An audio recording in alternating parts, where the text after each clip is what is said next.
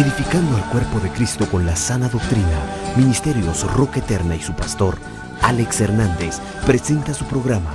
Es Jesús, el pan de vida. No solo de pan vivirá el hombre. Sabemos que Dios hablará tu vida. Quédate con nosotros. Vamos a tomar un texto de la Escritura que usé hace algunas semanas atrás, y con base en este texto empecé a desarrollar una serie de enseñanzas y consideré que era pertinente tocar algunos temas, algunos puntos de la Escritura que hemos venido aprendiendo en las últimas semanas acerca de los poderes de la cruz. Y yo sé, hermano, que quizá la lista pudiera ser un poco más larga, estoy consciente de ello, pero yo utilicé 5 textos para hablar de 5 aspectos que tienen que ver con el poder que el Señor Jesucristo desató en la cruz del Calvario.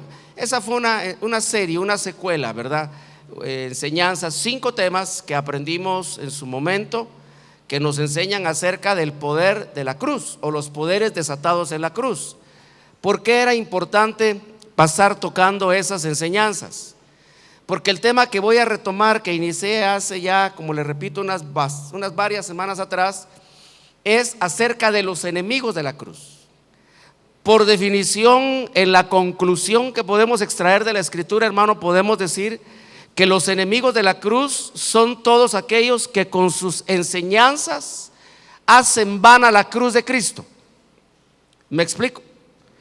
Sabe que todos en algún momento hacemos vana la cruz de Cristo con nuestras malas actitudes, con nuestros errores, ¿verdad? Hacemos que pierda la cruz de Cristo un cierto valor, y más cuando no cambiamos de actitudes. Entonces eso hace vana la cruz de Cristo en un cierto nivel. Pero de lo que yo estoy hablando ahora, hermano, según lo que dice Filipenses capítulo número 3, usted me acompaña ahora, en el verso número 17. Hermanos, dice Pablo, sed imitadores míos y observad a los que andan según el ejemplo que tenéis en nosotros. Porque muchos, acá quiero empezar, hermano, a llamar su atención. Dice muchos, no pocos, sino muchos. Voy a apoyarme en la proyección para que leamos todos simultáneamente. Dice Pablo, porque muchos andan, como os he dicho muchas veces, y ahora os lo digo aún llorando. Acá no es una manipulación sentimental del apóstol, hermano. Lo que sucede es que este hombre, como hombre de Dios y como perito arquitecto de la iglesia, podía visualizar el daño que estos individuos estaban haciendo dentro del cuerpo de Cristo. Este hombre, como ministro de Dios, como apóstol, profeta, maestro, predicador y pastor, porque fue un hombre que tocó todas las aristas del ministerio, él puede evaluar, hermano, las consecuencias espirituales en las almas de las personas que eran afectadas por lo que ahora va a definir él. Y dice, porque muchos andan, como os he dicho muchas veces, y ahora os lo digo aún llorando, que son enemigos de la cruz de Cristo. Pero ¿en qué ambiente se mueven estos enemigos de la cruz de Cristo? No se mueven en el mundo. No son ateos, no son inconversos, no son incrédulos, no son brujos, chamanes, agoreros, satanistas, o en el peor de los casos, teólogos con ideas confundidas. Los enemigos de la cruz de Cristo, hermanos, se mueven dentro del cuerpo de Cristo. Sabe que el apóstol Pablo, y voy a tomar las enseñanzas de Pablo, Judas y Pedro para aplicar toda esta enseñanza, usarla como base para esta enseñanza. Pero estos hombres de Dios en su momento enfrentaron estos males espirituales. Lo interesante es cómo lo proyectan hacia el final de los tiempos, y en el final de los tiempos ellos pueden ver que los males que estaban en un principio también se empiezan a repetir en el final. Dice, por ejemplo, el apóstol Pablo, mirando hacia el futuro, en un ejercicio profético. Ese sí es un ejercicio profético. Viendo Pablo hacia el futuro, dijo: porque en los últimos días el Espíritu muestra con toda claridad, dice Pablo, el Espíritu me está mostrando que en los últimos días, es decir, los días previos al aparecimiento de Cristo, en esos últimos días, dijo Pablo, algunos apostatarán de la fe. Hermano, no puede apostatar el incrédulo, no puede apostatar el no creyente, no puede apostatar el inconverso. Solo el que ha conocido la verdad puede llegar a ser un apóstata. Me explico. Solo el que ha probado la gracia de Dios, la misericordia de Dios, ha sido rociado con la sangre de un cordero sin mancha, solamente él puede llegar a apostatar de la fe. Y dijo Pablo: el Espíritu me permite ver que en los últimos días hay cristianos abandonando su fe, hay cristianos apostatando de su fe. El apóstol Pedro lo pone en un panorama, en otro panorama, y dice él: porque en los últimos días habrán algunos que encubiertamente introducirán dentro del cuerpo de Cristo herejías destructoras. Y esa palabra destructora, grábesela porque lo vamos a ver más adelante. Entonces, estos hombres de Dios pudieron visualizar que los enemigos de la cruz de Cristo no están en el mundo. Hermano, asústese de esto. Los enemigos de la cruz de Cristo están en los púlpitos o en púlpitos, con saco, corbata, Biblia o computadora. Los enemigos de la cruz de Cristo, hermano, no están lanzando sus hechizos desde algún culto o un rito satánico. No. Los enemigos de la cruz de Cristo están adentro de la cruz, adentro del cuerpo de Cristo. ¿Y por qué son enemigos de la cruz de Cristo? Porque con sus enseñanzas hacen vana la cruz de Cristo. Con sus enseñanzas, hermano, contradicen lo que la palabra de Dios nos enseña acerca de lo que significa la cruz de Cristo. Hago esta pequeña aclaración. Hermano, no podemos tomar la cruz como un símbolo cristiano. Eso no lo podemos hacer. Pero no cabe duda que allá en el madero el Señor Jesucristo desató poderes espirituales. Fíjese qué tremendo, porque en la cruz el Señor Jesucristo ató poderes espirituales y desató poderes espirituales. Me explico. En la cruz Cristo ató poderes de tinieblas, pero a la vez en la cruz Cristo desató poderes de la luz.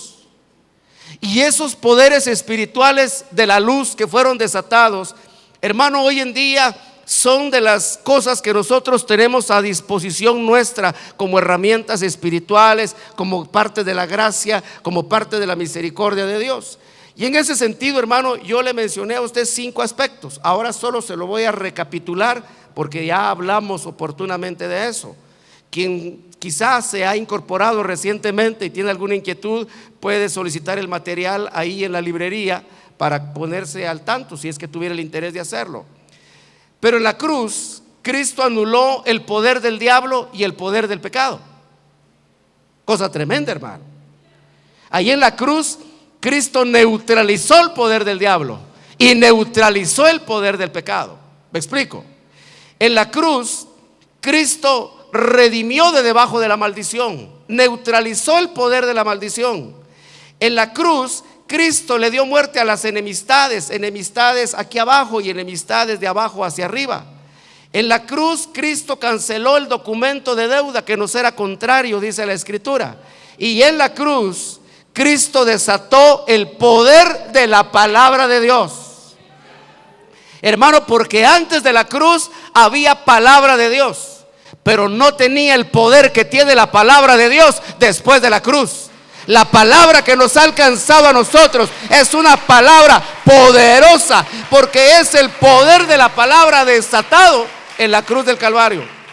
Por eso, hermano, ninguno de nosotros puede pretender hablar de conversión como un acto intelectual. No, somos salvos por el poder de la palabra. La palabra del Señor te habló, hirió tu conciencia, abrió tus oídos, abrió tus ojos, te quitó el poder del diablo encima, te quitó el poder del pecado, te sacó de las tinieblas y te ha plantado en el reino de la luz de nuestro Señor Jesucristo.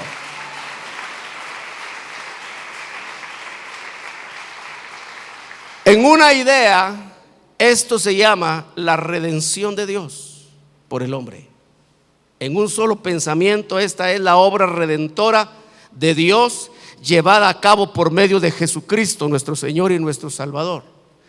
Los enemigos de la cruz de Cristo son todos aquellos, hermanos, que con su enseñanza contradicen lo que la palabra nos enseña a nosotros acerca de la cruz de Cristo. Hablar, hermano, de todo el trabajo de sufrimiento, de angustia, todo el trabajo de penalidad, todo el trabajo de agonía que Cristo padeció, tiene como propósito hablar de nuestra salvación y hablar de nuestra redención. Bajo ningún punto de vista, hermano, la palabra que nos enseña estas verdades que sufrió el Señor pretende llevarnos en otro sentido. Ahora, dije que solo iba a recapitular, no puedo detenerme a hablar de otras cosas porque ya lo aprendimos antes. Y en la Biblia, yo le voy a dar a usted las citas muy rápido, así muy rapidito porque no dispongo de tiempo. Cómo la palabra de Dios identifica a estos enemigos de la cruz de Cristo. Primera de Corintios 11:13. Le llama falsos apóstoles, obreros fraudulentos. En Primera de Corintios 11:13. En Primera de Corintios 11:15, a los enemigos de la cruz de Cristo, el apóstol les llama servidores de Satanás. Cualquiera que pueda darse por ofendido con mis palabras se tiene que pelear con la Biblia, no conmigo. Yo solo soy predicador, nada más, soy un transmisor de la palabra. No la escribí yo, sino que fue escrita e inspirada por el Señor. En Filipenses 3:2, la palabra define a los enemigos de la cruz de Cristo como perros, malos obreros. Dice, usted va a encontrar allí las citas, por eso se las estoy mencionando. En la segunda carta de Pedro, capítulo número 2 y verso número 1, le llaman maestros falsos. La escritura. En la segunda carta de Pedro, capítulo número 2 y verso número 10, le llama atrevidos y obstinados a los enemigos de la cruz de Cristo. En la segunda carta de Pedro, capítulo número 2 y verso número 17, la palabra les llama manantiales sin agua, árboles 2 veces muertos y desarraigados. En la segunda carta de Pedro, capítulo número 3 y verso número 3, la escritura les llama burladores sarcásticos. Y en el libro de Judas, verso número 16, la palabra les llama murmuradores quejumbrosos. Esos son los nombres con los que la palabra del Señor identifica a estos enemigos de la cruz de Cristo. ¿Y por qué son enemigos de la cruz de Cristo? Porque sus enseñanzas contradicen lo que dice la Escritura. Hermano, toda la palabra del Señor, desde el libro del Génesis hasta el libro del Apocalipsis, pretende enseñarnos lo que Dios estaba dispuesto, lo que Dios hizo y lo que Dios hará por nuestra salvación. Desde el libro del Génesis queda plasmado, hermano, cómo Dios se dispone a salvar al hombre. A la mitad de nuestro legajo de libros en la Escritura, de nuestras Biblias, la palabra del Señor nos enseña lo que el Señor hace para salvarnos. Y al final de ese libro que usted tiene en sus manos, espero yo, la palabra del Señor dice lo que Dios hará con nosotros después. De tal manera que ahora estamos en un periodo de peregrinación, le llama el apóstol Pedro, en donde dice tenemos que velar cómo es nuestra conducta, nuestra manera de vivir, para que podamos alcanzar la promesa que el Señor ha ofrecido para nosotros. Y dentro de esa promesa, hermano, hay varias facetas, hay varios aspectos que están incluidos dentro de esa promesa. Una de ellas, creo yo, la parte quizá me atrevería a decir la más importante, dejando mi criterio, por supuesto, supeditado al criterio de alguien más, en el sentido de decir si esto es o no es lo más importante, pero desde mi punto de vista sí lo es. La promesa del arrebatamiento, la promesa que cuando el Señor regrese, tomará a los suyos, se los llevará y estaremos con Él para siempre. ¿No se alegra por eso? ¿O está seguro que se queda? Porque, hermano, el panorama cada vez se clarifica más, cada vez se puede ver con mayor luz ciertos detalles, y una cosa que es dolorosa de admitir pero necesario de aceptarla como es, hermano, es que muchos cristianos no van a ser arrebatados. Muchos de los que acá estamos no van a ser arrebatados. Esa es una realidad. Pero no nos toca, a mí por supuesto nunca, etiquetar quién se va y quién no se va, hermano, eso es algo personal. Y los días viernes he estado enseñando al respecto, para aquel que quiera poner sus barbas en remojo, porque es importante que tengamos ese panorama. Hermano, una vez somos alcanzados por la gracia de Dios para ser salvos, nuestra siguiente meta queda trazada en el horizonte de la palabra de Dios, y es poder llegar a ese día y ser tenidos por dignos de salir. Y déjeme decirle algo más: no va a ser, hermano, un evento apoteósico como algunos pretenden venderlo, ¿verdad? Dijo alguien por ahí, 200 millones de cristianos van a volar. Hermano, si se viera una nube de 200 millones de cristianos volando, hasta el diablo se convierte. Y se pone a pensar, a reflexionar, pero no. Hermano, la cantidad es reducida, y de ciertos detalles voy a empezar a enseñarle en una oportunidad futura. Pero hoy en día, hermano, los enemigos de la cruz de Cristo se han levantado con sus enseñanzas tergiversadas, heréticas y blasfemas, para sacar al pueblo de Dios de poner o de enfocar sus objetivos en la línea correcta. Usted, como hijo de Dios, hermano, tiene que tener bien claro cuáles son sus objetivos espirituales. Debe poder trazar, hermano, correctamente cuáles son sus aspiraciones espirituales. Un cristiano evangélico que se precie de ser hijo de Dios no puede, hermano, vivir su vida al azar. No puede vivir su vida especulando. Tiene que tener bien claro, tiene que tener una convicción. Por eso la palabra del Señor dice que la palabra de Dios es viva y eficaz y más cortante que espada de dos filos, que penetra hasta la división del alma y del espíritu, la división de los tuétanos, la división de las coyunturas, y ahí discierne las intenciones y discierne los pensamientos. Y dice la Escritura que la fe es la seguridad de lo que se espera y la convicción de las cosas que no son visibles. Entonces, como hijos de Dios, hermano, debemos estar seguros de qué es lo que esperamos, y debemos estar convencidos que detrás del velo, donde el ojo natural no puede traspasar, Dios ha preparado cosas que ojo no vio ni oído oyó, para aquellos que tienen temor y amor por su santo nombre. Cosas que no han subido al corazón del hombre. Ahora, hermano precioso, hermano amado de mi corazón, por supuesto que mi aspiración como pastor es hacer realidad aquel pasaje del Salmo cuando dice, porque yo me recuerdo cuando caminaba delante de la multitud y los llevaba al santuario hasta delante de tu presencia. Por supuesto, hermano, que yo tengo esa meta como pastor, pero ¿qué pasa si mi meta no coincide con la meta suya? Si yo quiero que usted, el Señor, lo arrebate, que el Señor se lo lleve, pero usted quiere quedarse aquí a ver la gran tribulación,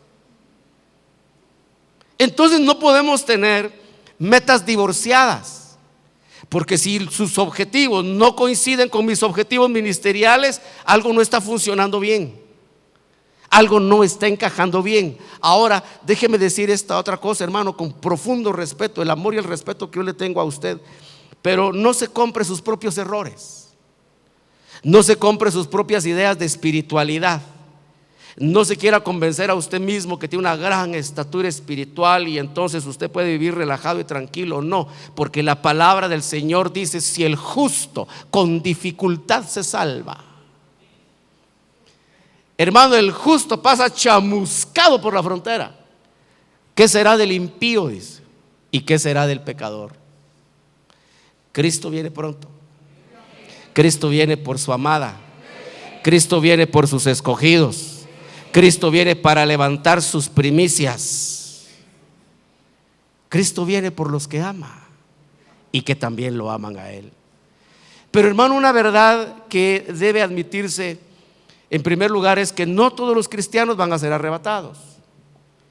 En segundo lugar, si lo ponemos de manera local, entender que de los que estamos acá, algunos se van a quedar a la gran tribulación. Perdone que sea tan directo, pero ya no hay tiempo para jugar al evangelio, hermano. Ya no hay tiempo para especular. Ya no hay tiempo para que usted se enrosque entre sus ponchos en vez de buscar a Dios. ¿Me explico? Porque yo no deseo, hermano, que el Señor a mí me coscorronee por no decirle a usted la verdad. Yo prefiero, hermano, caerle mal como sé que le caigo. No es cierto. Pero si lo amo, yo le voy a decir la verdad. Si no lo amo, yo lo voy a engañar y le voy a decir que usted es rey, que es un papayito lindo, que usted es lo más maravilloso que hay para que me traiga sus ofrenditas. No, no me interesa su billetera, me interesa su salvación. No me interesa su cuenta de banco, me interesa verlo al lado del Señor Jesucristo el día que el Señor regrese. Me interesa verlo sonriendo, tomado de la mano del Señor el día que el Señor venga. Eso sí me interesa. Es mi meta, hermano. Ahora, yo tengo que hablar de estos sinvergüenzas, es decir, de los enemigos de la cruz de Cristo, estoy diciendo. Tengo que hablar de ellos. Regresamos a la cita de Filipenses. Dice la Biblia, el apóstol Pablo dice: muchos andan. ¿En dónde andan? ¿En dónde andan los enemigos de la cruz de Cristo? ¿Sabe que en el tiempo de estos hombres de Dios, estos individuos andaban pisándole los talones al apóstol Pablo? Y por cada lugar que Pablo pasaba, también ellos llegaban a contradecir las enseñanzas apostólicas. Llegaban a contradecir la doctrina apostólica. Y entonces Pablo se dio cuenta que por todos los lugares donde él pasaba, y note qué limitaciones de tecnología, hermano. Era un problema porque Pablo no podía decir: voy a comunicarme por teléfono. ¿Qué le digo yo? Un método tan anticuado como el telegrama, por ejemplo. Yo creo que hoy ya nadie usa telegramas, ¿verdad? Quedaron en total desuso aquellos telegramas con los que enamoraron a las hermanas. Saber a cuántas las cautivaron con un telegrama, ¿verdad? Besos, abrazos, ámote. Es que así había que escribir los telegramas. Era un lenguaje mero extraño, ¿verdad? Hermano, no había tecnología. Pablo no podía hacer una llamada telefónica, no podía mandar un telegrama, no podía enviar un mensajito de texto, no podía enviar un correo electrónico. Pero ante la carencia, ante la falta de una tecnología, hermano, había un Espíritu Santo moviéndose con un poder tan tremendo que Pablo decía: estoy ausente en el cuerpo, pero en el Espíritu estoy presente para juzgar todas las cosas con vosotros. Hoy la tecnología, perdone lo que voy a decir, nos ha hecho espiritualmente inútiles. Padres de familia, tengan cuidado con la tecnología con sus hijos. No estoy en contra de la tecnología, solo estoy en contra que se hagan zombies de la tecnología. Y dicho sea de paso, hermano, yo le voy a dar una instrucción a los sugieres, y quiero que usted lo oiga, para que llamen la atención a todos los que estén con su BlackBerry en el tiempo del culto. Porque es tiempo de la palabra de Dios, no es tiempo de la BlackBerry.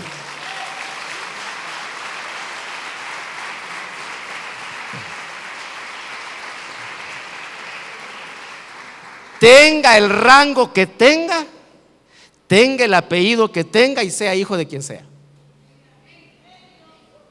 Así es que mejor apaga su celularito, guarda su BlackBerry, porque no es tiempo de blackberrear, es tiempo de la palabra de Dios.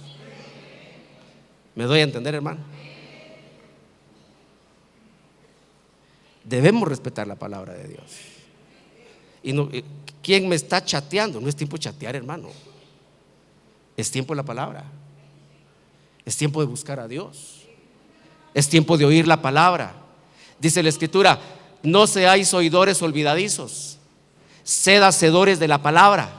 Pero ¿cómo puede ser un hacedor de la palabra alguien que no oye la palabra? ¿De qué va a ser hacedor? De lo que le dice el BB Chat, el WhatsApp y el no sé qué cosa más hay por ahí. No estoy en contra de la tecnología. Hoy en día, hermano, muchos predicadores no se meten con Dios ni se meten en la palabra, se meten en internet a ver qué novedad hay por ahí. Y bajan una novedad, ni siquiera la disciernen, la hacen programa ahí en la pantalla, hermano, y empiezan a predicar de eso y luego se dan cuenta que estaban equivocados porque no analizaron. La tecnología está haciendo daño dentro de la estructura del cuerpo de Cristo. Pero en aquellos días, hermano, no habían medios tecnológicos, pero el Espíritu Santo hacía un trabajo tan tremendo y tan precioso y tan preciso para mantener la integridad de la palabra de Dios. Hoy hay que apoyarnos en la tecnología, hay que usarla como herramienta. No vaya usted a pensar que yo no tengo computadora. Sí tengo, hermano, y antes de subir al púlpito 5 minutos veo qué hay ahí en la novedad para traerle a usted el mensaje.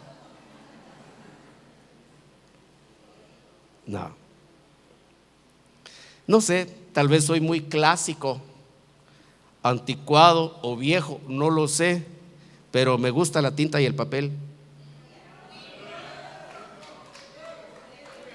Hermano, no sé, pero es que es diferente, fíjese, sentarse uno con 4 o 5 versiones, no sé, es una cosa personal. No digo que así tenga que ser, solo estoy abriendo mi corazón, nada más. Bueno, los enemigos de la cruz de Cristo, dice, andan adentro del cuerpo de Cristo. Pablo se dio cuenta que lugar por donde él pasaba venía un enemigo de la cruz de Cristo. ¿A qué? A contradecir lo que Pablo había enseñado, hermano. El apóstol sentaba doctrina porque un verdadero apóstol sí sienta doctrina. Pero hay gente que ni son apóstoles y creen que sientan doctrina.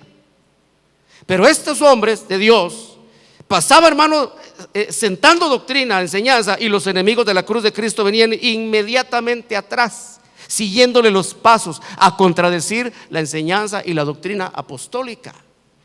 Ahora dice el apóstol, andan por ahí, dice, muchos. Hermano, no es uno, no son 2, no son 3, no son 5, no son 10, son muchos que andan dentro del cuerpo de Cristo, con sus enseñanzas contradiciendo la palabra de Dios. Por eso, hermano, es importante desarrollar un discernimiento fino en el paladar espiritual para que no nos den gato por liebre. Bueno, yo se lo digo a usted, hermano, porque yo sé que usted abre sus orejitas hacia otros ámbitos, abre sus oídos a otras cosas. Si tiene un buen discernimiento espiritual, hágalo. Pero si no tiene un buen discernimiento espiritual, tenga cuidado, porque le pueden dar gato por liebre. Se puede comer el pescado y tragarse todas las espinas, dice la Biblia. ¿Sabe por qué se lo digo, hermano?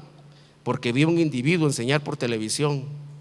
Algunos otros, hermano, sin muchas técnicas, uno puede decir, ahí está el error en tal y tal cosa. Pero vi uno, hermano, casi acepto yo ahí. Qué habilidad para torcer la palabra, hermano. Pero qué hábil. Una delicadeza para manejar los textos. Y si alguien no lee mucho su Biblia, empieza, amén, gloria a Dios, a cosas que nada que ver, hermano. Bueno, ¿dónde andan los enemigos de la cruz de Cristo? Adentro del cuerpo de Cristo. Dice, Pablo dice, lo digo llorando, ellos son enemigos de la cruz de Cristo. Pablo les puso título. El verso número 19 nos enseña a nosotros las características para identificar a un enemigo de la cruz de Cristo. Mire cómo es de buena gente, hermano. Qué pastor más buena onda soy. Yo le voy a dar a usted las características bíblicas para que cuando usted vea a un predicador, hermano, y hoy le aconsejo esto, hermano, se lo digo porque ya sea que usted vaya arrebatado o se quede después, hermano, esta herramienta le va a servir. Aún en tiempo tribulacionario le va a servir para los que quieren quedarse en la tribulación. ¿Cuántos que quieren quedar, hermano, a la tribulación? ¿No? Ah, bueno, gloria a Dios. Dice la Biblia, 4 características en el verso 19 que definen a los enemigos de la cruz de Cristo. Su final o su finalidad es perdición. Entonces hay que desmenuzar esto. Otra característica es que su Dios es su apetito. Otra característica es que su gloria está en su vergüenza. Y la cuarta característica es que piensan solo en las cosas terrenales. Ahora esto, por supuesto, hermano, hay que aplicarle lupa y ver los detalles, que es de lo que yo me voy a ocupar con usted, por supuesto, a través de la Escritura, para poder definir estas 4 características, para que cuando usted oiga una predicación, para que cuando usted oiga un predicador, hermano, usted inmediatamente saca su escantillón, ¿verdad? Y pone las 4 medidas y dice, vamos a ver, y le encuentra una de esas, un enemigo de la cruz de Cristo. ¿Me doy a entender? Bueno, vayamos a la primera, a ver hasta dónde el Señor me permite avanzar. Retomando el texto, dice, cuyo fin es perdición. ¿Qué es lo que la Biblia nos está diciendo? Que estos individuos, con lo que hacen, van caminando hacia la destrucción. Por supuesto que a los que siguen sus enseñanzas, también los están conduciendo a la destrucción. Hermano, yo le pregunto, ¿a quién le interesa destruir al cuerpo de Cristo? ¿A quién le interesa destruir el cuerpo de Cristo? Al diablo. Por eso es que en las identificaciones que la Escritura hace de los enemigos de la cruz de Cristo le llama servidores de Satanás, porque ellos abonan, trabajan para los propósitos del diablo. La Biblia dice que el diablo solo sabe robar, matar y ¿qué más? Destruir.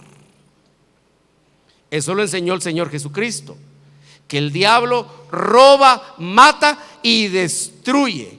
Entonces, estos personajes llamados los enemigos de la cruz de Cristo, usted solo imagínese un individuo de traje y corbata, pero no le ponga rostro. No. Vamos por su evidencia de fruto.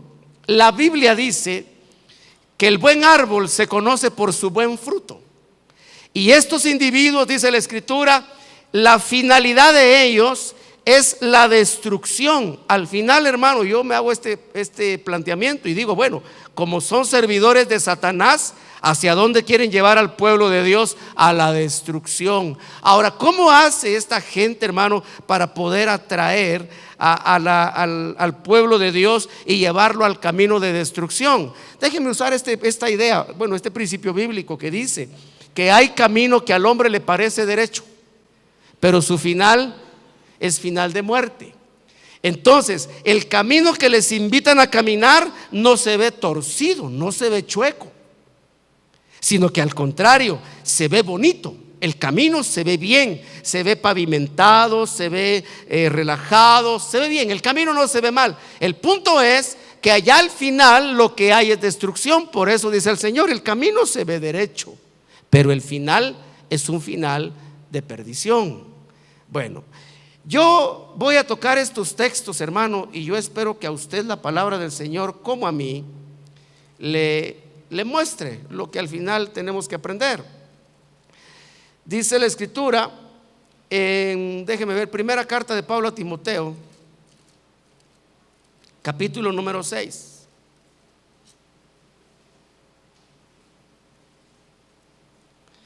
verso 9. Vamos a leer por acá. Dice: pero los que quieren enriquecerse, si lo leemos juntos, pero los que quieren enriquecerse caen en tentación y lazo, en muchos deseos necios y dañosos que hunden a los hombres en la ruina. ¿Y en qué dice acá? En la perdición. Los que quieren enriquecerse. Ahora, ¿estará hablando eso, hermano, de los inconversos que procuran estas cosas? No, está hablando de los cristianos que son enseñados a usar el evangelio como un medio para enriquecerse. Está hablando, hermano, de los cristianos evangélicos que se adhieren, que abrazan las enseñanzas, que los motivan para que ellos en su alma generen el deseo de enriquecerse. De eso está hablando. Cuando usted lee todo el contexto desde el verso número, le digo ahora, desde el verso número 3, fíjese que Pablo arranca el discurso y dice: si alguno enseña una doctrina diferente. ¿Diferente a cuál? Diferente a la doctrina apostólica. ¿Y cuál es la doctrina diferente a la doctrina apostólica? La doctrina que enseña al pueblo de Dios a poner como finalidad de su vida espiritual ser rico. ¿Me doy a entender? Por supuesto, predicador que predica el conformismo, la pobreza. No, no es así. Hermano, la palabra de Dios dice que Dios desea que seamos prosperados en todo, así como prospere el alma. Pero no debe ser la prosperidad económica una meta espiritual.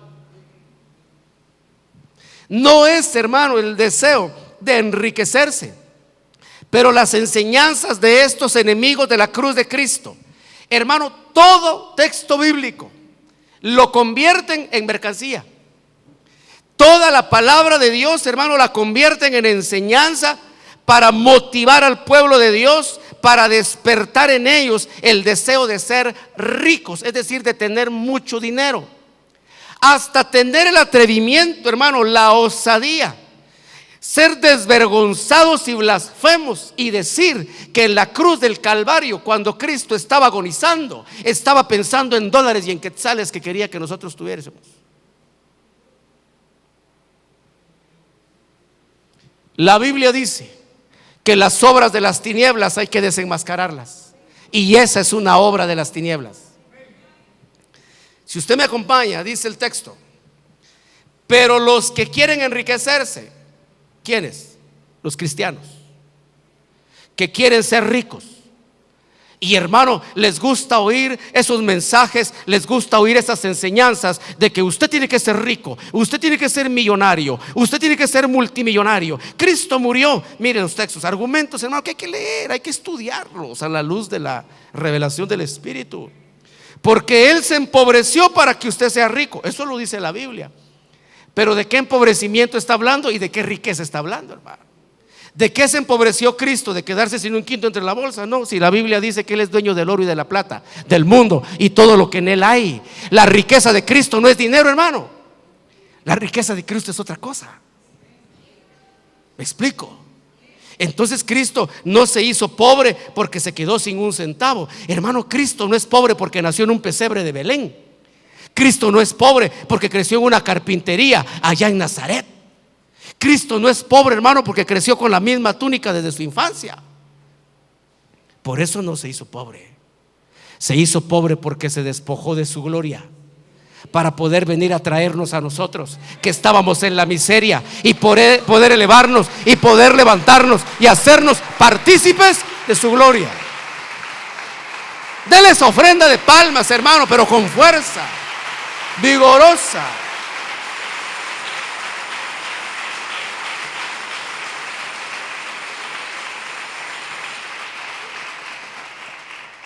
Hermano, cuando se toma la palabra de Dios y a todo mensaje, a la palabra, a todo texto de la Escritura, se le da el matiz del dinero, mensaje sospechoso. ¿Qué están provocando? Hermano, mire, yo no conozco así abiertamente a alguna persona que planifique su vida para fracasar. A nadie. Alguien que diga, sí, yo voy a programar mi vida y quiero estar en la desdicha y quiero ser un mendigo y quiero ser hambriento, harapiento, piojoso. No. Hermano, hasta los delincuentes tienen deseos de superación. Él arranca como gatito y quiere llegar a ser jefe. Todo el mundo tiene deseo de superarse. Entonces esa necesidad que está en el corazón de los hijos de Dios, ese deseo de superación, es explotado con palabras falsas. ¿Y cuál es el mensaje? Entonces, Cristo se empobreció para que usted se enriquezca. Cristo sufrió y pensaba en los dólares y en los quetzales que quería que usted tuviera. Él estaba sufriendo porque quería que usted tuviera 5 empresas. Y allá va la gente como borreguitos sin analizar la palabra. Amén, gloria a Dios, amén, gloria a Dios. ¿Caminando a dónde? A la destrucción. Por eso dice, su fin es destrucción. El apóstol Pedro dice en su segunda carta, ellos introducen herejías. ¿Qué es una herejía? Hermano, una herejía es una verdad bíblica que se retuerce, una verdad bíblica que se distorsiona. Se dice dentro de las reglas de interpretación teológica, un texto sin contexto es un pretexto. Porque, hermano, no se puede tomar un texto y ese texto aislarlo y de ese texto, hermano, sentar una base doctrinal. Hay que ver cuál es el contexto, las razones, hermano, el contexto político, histórico, económico, todo eso aporta para poder hacer una interpretación correcta y apropiada de los textos bíblicos. Ahora mire, alguien podrá decir, pero usted sacó de contexto eso. No, leamos lo que dice la Biblia. Dice, si alguno enseña una doctrina diferente, estoy en el verso 3, y no se conforma a las sanas palabras. Fíjese, las doctrinas diferentes son aquellas, hermano, que no se alinean a las sanas palabras. La sana doctrina se basa en sanas palabras, palabras no enfermas, palabras no corrompidas, palabras no adulteradas, palabras no alteradas en su esencia y en su mensaje. ¿Y cuáles son las sanas palabras? La misma Biblia lo define. Dice, las sanas palabras son las palabras de nuestro Señor Jesucristo. ¿Me explico? Ahora resulta, hermano, que cuando yo voy a la Biblia, el Señor Jesucristo en toda su enseñanza nos enseñó a despojarnos, mientras que los enemigos de la cruz de Cristo enseñan a acaparar. Se acercó un hombre y le dijo, Señor, ¿qué he de hacer para heredar la vida eterna? Y Jesús le dijo, bueno, tienes que amar a Dios, tienes que honrar a tus padres, tienes que amar a tu prójimo. Y dijo el Señor, yo todo eso lo he cumplido desde mi juventud. Y dijo el Señor, bueno, entonces solo te falta una cosa. Vende todo lo que tienes, se lo das a los pobres y vas a ser perfecto. Y dice que el hombre se entristeció porque era dueño de mucho dinero. Dijo el Señor Jesucristo, no te hagas tesoros en la tierra. Dicen los enemigos de la fe, enriquécete en la tierra. ¿A quién le vamos a creer, hermano? ¿A Cristo o a sus enemigos? A Cristo. Y hay pueblo, ¿sabe qué es lo doloroso, hermano? Pueblo que fue bien engendrado en sanas palabras, en sana doctrina, hoy abrazando esas herejías. Claro, hermano, yo no voy a negar porque me han hecho 1.000.000 de veces la pregunta. Estoy exagerando 1.000.000, no conozco 1.000.000 de personas. Me han hecho la pregunta, pastor, pero ¿y por qué prosperan? Si eso no es de extrañar. Que entre 3 cosas que el diablo le ofreció a Cristo, una de ellas fue la prosperidad. Le dijo, mira, los reinos del mundo y su gloria me pertenecen. A mí me los entregaron. Hermano, ¿quién le entregó los reinos del mundo al diablo? Dios. Y dijo el diablo: mira los reinos del mundo. Como que le pasó una especie de video, me imagino yo, y pudo ver Jesús todos los reinos del mundo y su gloria. Y le dijo el diablo a Jesús: si te postras un ratititito, pero no te estoy pidiendo gran cosa, un toquecito nada más, te postras y te prospero. Te doy los reinos y te doy toda la gloria del mundo. Oiga eso: al que se postra delante del diablo, el diablo lo prospera. Por eso no se extrañe. Le dijo el Señor, o dice el Señor por medio de Asaf, el salmista, en el capítulo o en el Salmo 73. Dice el salmista: yo estuve a punto de tropezar, dice. Mire lo que dice: cae en el lazo. Dijo Asaf: yo estuve a punto de tropezar cuando vi que los impíos prosperaban y yo no prosperaba. Hasta que entré, dice, en la casa del Señor. Y ahí en la casa del Señor abrí mi corazón, que sentía como punzadas al ver la prosperidad de los impíos. Pero cuando entré en la presencia del Señor, entonces pude entender cuál es el fin de todos ellos: perdición. Y entonces entendí, dice el salmista, que a quién tengo yo sino a ti, Señor. ¿A quién tengo en el cielo sino a ti? Y en la tierra no deseo nada sino solamente tú.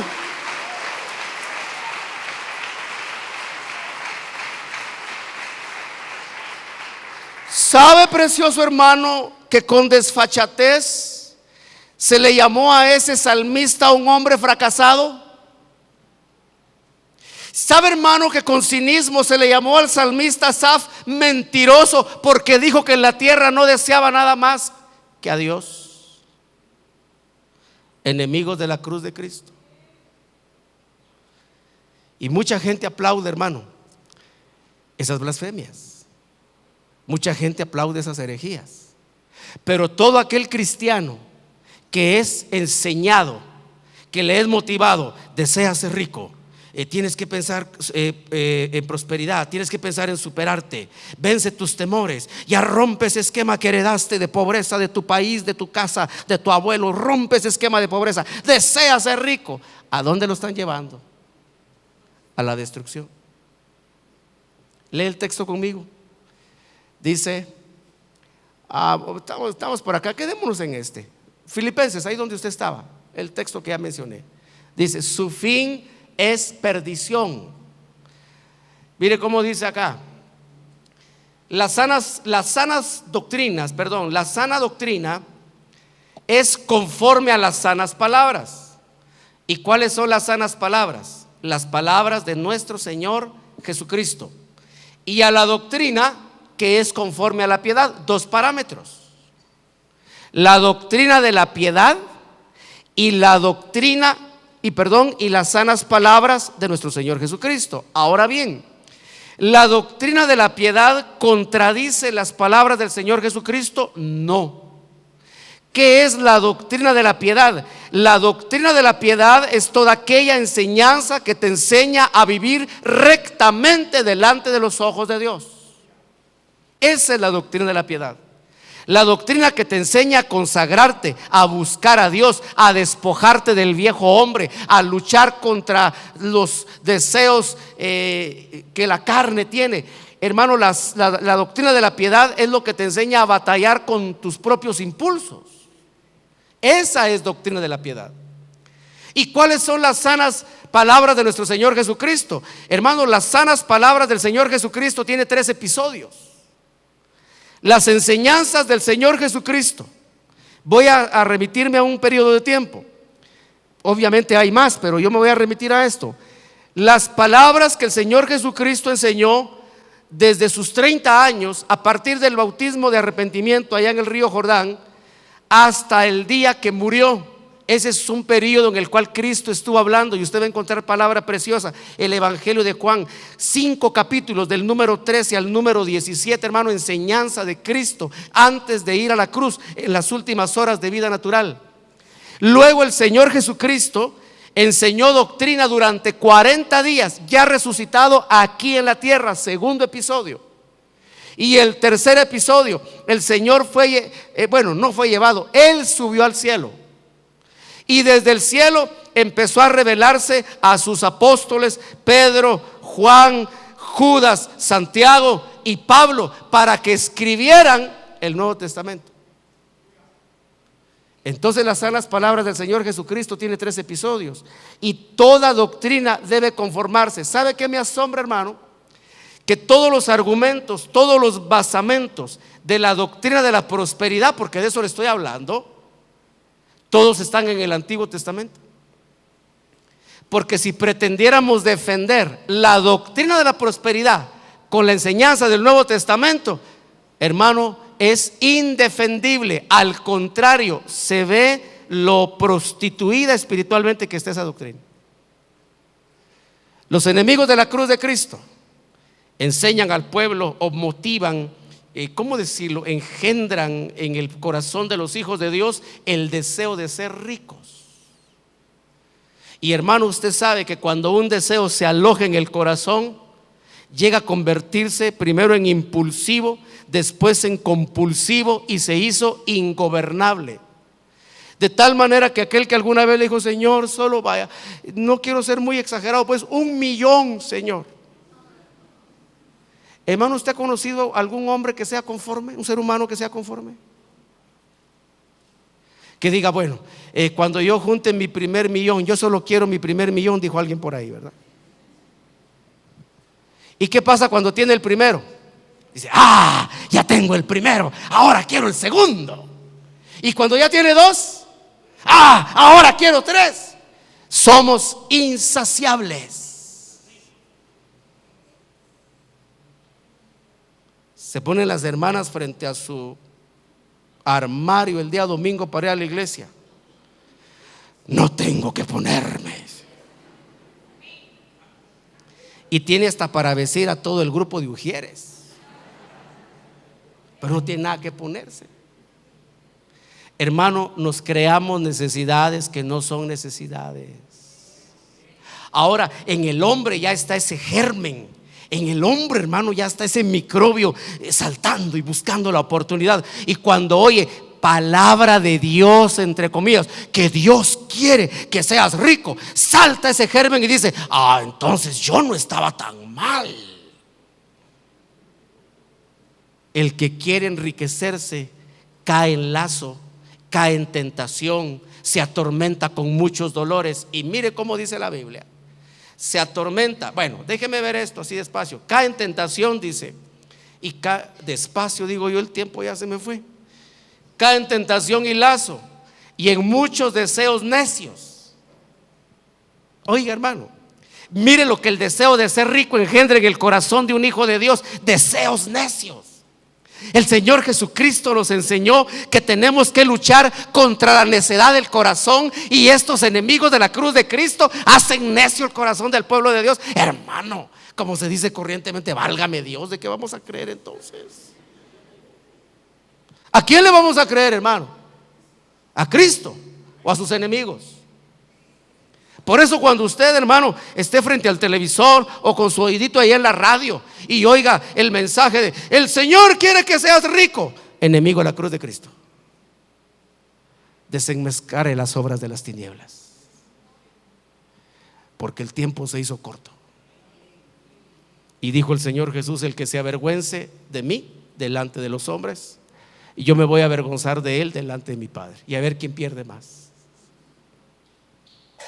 Sigue diciendo el texto, verso 4. Si me ayudan con el tiempo. ¿Para cuánto, perdón? Gracias. Está envanecido, dice, nada entiende.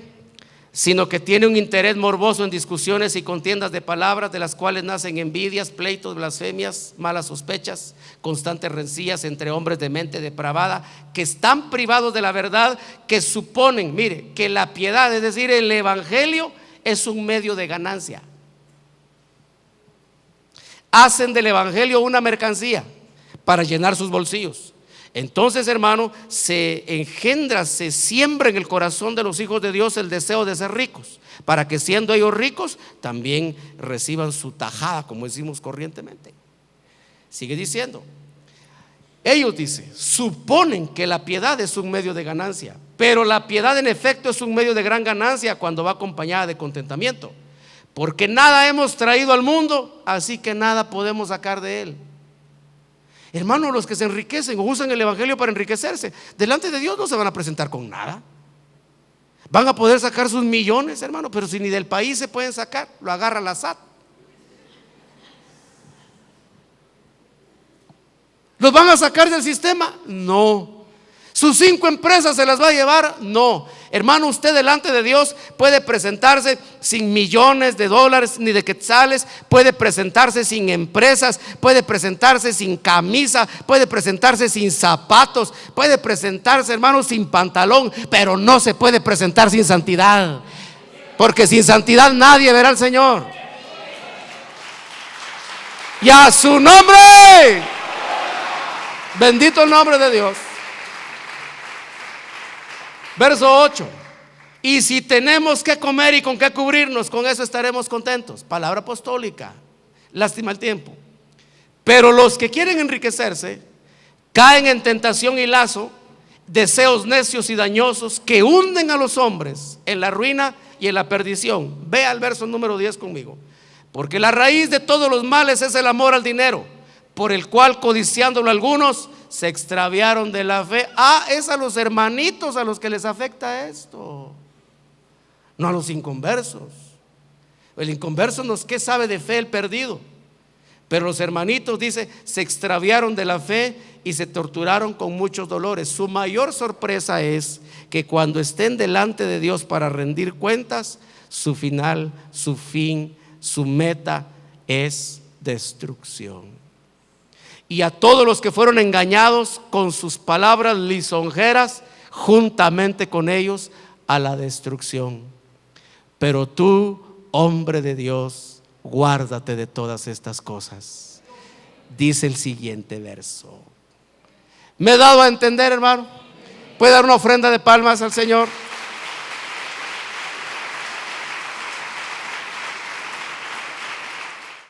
Desechando toda malicia y falsedad, desead como niños recién nacidos la leche pura de la palabra, para que por ella crezcáis para salvación. Ministerios Roca Eterna presentó su programa Es Jesús, el pan de vida. No solo de pan vivirá el hombre,